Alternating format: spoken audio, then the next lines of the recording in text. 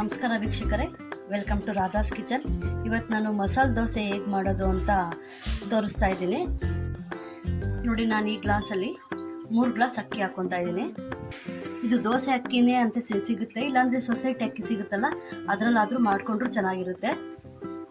ನೋಡಿ, ಅದೇ ಗ್ಲಾಸಲ್ಲೇ ಅರ್ಧ ಗ್ಲಾಸು ಉದ್ದಿನಬೇಳೆ ಹಾಕ್ತಾಯಿದ್ದೀನಿ.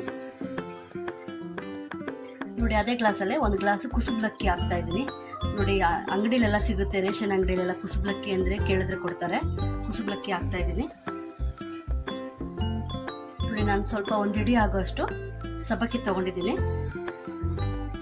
ನೋಡಿ, ನಾನು ಈ ಬಟ್ಲಲ್ಲಿ 1/4 ಬಟ್ಲಾಗೋಷ್ಟು ಕಡಲೆಬೇಳೆ ತೊಗೊಂಡಿದ್ದೀನಿ. ನೋಡಿ, 1 ಸ್ಪೂನ್ ಆಗೋಷ್ಟು ಮೆಂತ್ಯ ಹಾಕ್ಕೊತಾ ಇದ್ದೀನಿ.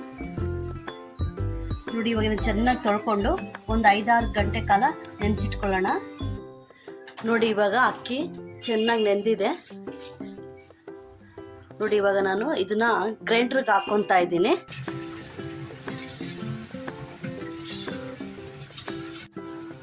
ನೋಡಿ, ಚಿಕ್ಕ ಬಟ್ಲಲ್ಲಿ ಒಂದು ಸ್ವಲ್ಪ ಅನ್ನ ಹಾಕ್ಕೊತಾ ಇದ್ದೀನಿ ರುಬ್ಬೋದಕ್ಕೆ. ನೋಡಿ, ದೋಸೆ ಮಸಾಲೆ ದೋಸೆ ಥರ ಬರಬೇಕಂದ್ರೆ ನೋಡಿ, ಹಸಿಮೆಣಸಿನ್ಕಾಯಿ, ಜೀರಿಗೆ, ಮೀಡಿಯಮ್ ಸೈಜ್ 2 ಈರುಳ್ಳಿ ತೊಗೊಂಡಿದ್ದೀನಿ. ಇದನ್ನು ಹಾಕಿದ್ರೇ ದೋಸೆ ಮಸಾಲೆ ದೋಸೆ ಥರ ಬರೋದು. ನೀವು ಇದೇ ಥರ ಹಾಕಿ ನೋಡಿ, ದೋಸೆ ಮಾತ್ರ ತುಂಬಾ ಚೆನ್ನಾಗಿ ಬರುತ್ತೆ. ನಾನಿವಾಗ ಇದನ್ನು ಹಾಕ್ಕೊತಾ ಇದ್ದೀನಿ. ನೋಡಿ, ಇವಾಗ ಹಿಟ್ಟು ನುಣ್ಣಗಾಗಿದೆ. ನೋಡಿ, ನಾನಿವಾಗ 1 ಸ್ಪೂನ್ ಆಗೋಷ್ಟು ಉಪ್ಪು ಹಾಕ್ತಾ ಇದ್ದೀನಿ. ನೋಡಿ, ಇದನ್ನು ಚೆನ್ನಾಗಿ ಕಲಸಿ 7ರಿಂದ 8 ಅವರು ಚೆನ್ನಾಗಿ ಹುಳಿ ಬರಲಿ ಅಂತ ತಟ್ಟೆ ಮುಚ್ಚಿ ಎತ್ತಿಡ್ತಾ ಇದ್ದೀನಿ. ನೋಡಿ ವೀಕ್ಷಕರೇ, ಇವಾಗ ದೋಸೆ ಹಿಟ್ಟು ಎಷ್ಟು ಚೆನ್ನಾಗಿ ಹುಳಿ ಬಂದಿದೆ. ಇವಾಗ ಬೇಸಿಗೆ ಕಾಲ ಆಗಿರೋದ್ರಿಂದ ಬೇಗ ಹುಳಿ ಬಂದ್ಬಿಡುತ್ತೆ. ನೋಡಿ, 1 ಸ್ಪೂನ್ ಆಗೋಷ್ಟು ಶುಗರ್ ಹಾಕ್ತಾ ಇದ್ದೀನಿ. ಸಕ್ಕರೆ ಹಾಕಿದ್ರೆ ದೋಸೆ ಕೆಂಪು ಬರುತ್ತೆ. ನಾನು ಇವಾಗ ದೋಸೆಗೆ ಬಾಂಬೆ ಸಾಗು ಮಾಡ್ತಾ ಇದ್ದೀನಿ. ಬನ್ನಿ ಹೇಗೆ ಮಾಡೋದು ಅಂತ ನೋಡೋಣ. ಸ್ವಲ್ಪ ಆಯಿಲ್ ಹಾಕಿದ್ದೀನಿ, ಸ್ವಲ್ಪ ಸಾಸಿವೆ ಹಾಕ್ಕೊತಾ ಇದ್ದೀನಿ. ನೋಡಿ, ನಾನು 1 ಸ್ಪೂನ್ ಆಗೋಷ್ಟು ಕಡಲೆಬೇಳೆ ಹಾಕ್ಕೊತಾ ಇದ್ದೀನಿ. ನೋಡಿ, ಕಡಲೆಬೇಳೆ ಸ್ವಲ್ಪ ಕೆಂಪಗಾಗಿದೆ. ನೋಡಿ, ನಾನು 1 ಈರುಳ್ಳಿ ಮತ್ತು 1-2 ಹಸಿಮೆಣಸಿನಕಾಯಿ ತೊಗೊಂಡಿದ್ದೀನಿ.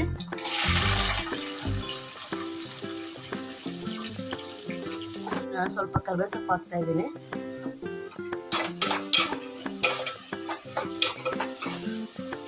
ನೋಡಿ, ನಾನು 1 ಟೊಮೊಟೊ ಹಾಕ್ತಾ ಇದ್ದೀನಿ.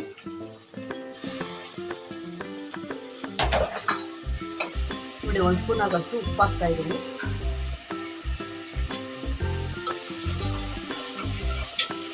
ನೋಡಿ, 1 ಸ್ಪೂನು ಅರಿಶಿನ ಪುಡಿ ಹಾಕ್ಕೊತಾ ಇದ್ದೀನಿ. ಚೆನ್ನಾಗಿ ಕಲಿಸ್ಕೊಳ್ಳೋಣ, ಸ್ವಲ್ಪ ಟೊಮೊಟೊ ಎಲ್ಲ ಮೆತ್ತಗಾಗೋವರೆಗೂ. ನೋಡಿ, ನಾನಿಲ್ಲಿ 1 ಸ್ಪೂನ್ ಆಗೋಷ್ಟು ಕಡಲೆ ಹಿಟ್ಟು ತೊಗೊಂಡು ಸ್ವಲ್ಪ ನೀರು ಹಾಕ್ಕೊಂಡು ಕಲಿಸ್ಕೊಂಡಿದ್ದೀನಿ. ಇದು ಹಾಕಿದ್ರೆ ಸ್ವಲ್ಪ ಗ್ರೇವಿ ಸ್ವಲ್ಪ ತಿಕ್ಕಾಗಿ ಬರುತ್ತೆ.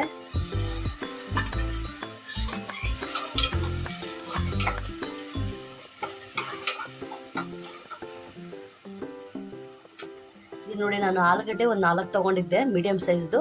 ಅದನ್ನು ಚೆನ್ನಾಗಿ ಸ್ಮ್ಯಾಶ್ ಮಾಡ್ಕೊಂಡಿದ್ದೀನಿ. ಅದನ್ನು ಕೂಡ ಇವಾಗ ಹಾಕ್ತಾ ಇದ್ದೀನಿ. ಸ್ವಲ್ಪ ಕೊತ್ತಂಬರಿ ಹಾಕ್ತಾ ಇದ್ದೀನಿ. ಸ್ವಲ್ಪ ತೆಂಗಿನಕಾಯಿ ಹಾಕ್ತಾ ಇದ್ದೀನಿ.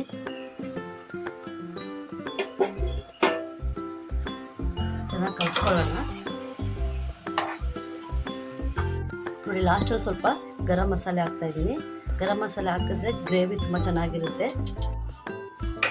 ನೋಡಿ, ಇವಾಗ ಬಾಂಬೆ ಸಾಗು ರೆಡಿಯಾಗಿದೆ.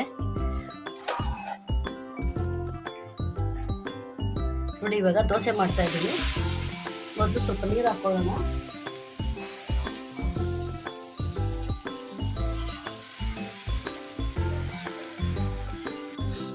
ನೋಡಿ, ನಾನು ಇದಕ್ಕೆ ಸ್ವಲ್ಪ ತುಪ್ಪ ಹಾಕ್ತಾ ಇದ್ದೀನಿ.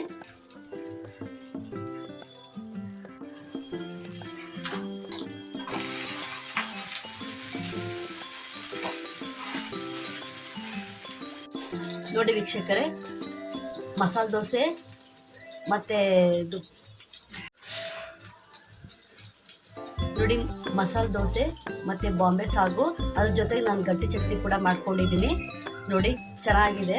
ನೀವು ಒಂದ್ಸರಿ ಟ್ರೈ ಮಾಡಿ, ತುಂಬಾ ಚೆನ್ನಾಗಿ ಬರುತ್ತೆ. ನನ್ನ ಚಾನಲ್ ಇಷ್ಟ ಆದರೆ ಲೈಕ್ ಮಾಡಿ, ಶೇರ್ ಮಾಡಿ, ಸಬ್ಸ್ಕ್ರೈಬ್ ಮಾಡಿ.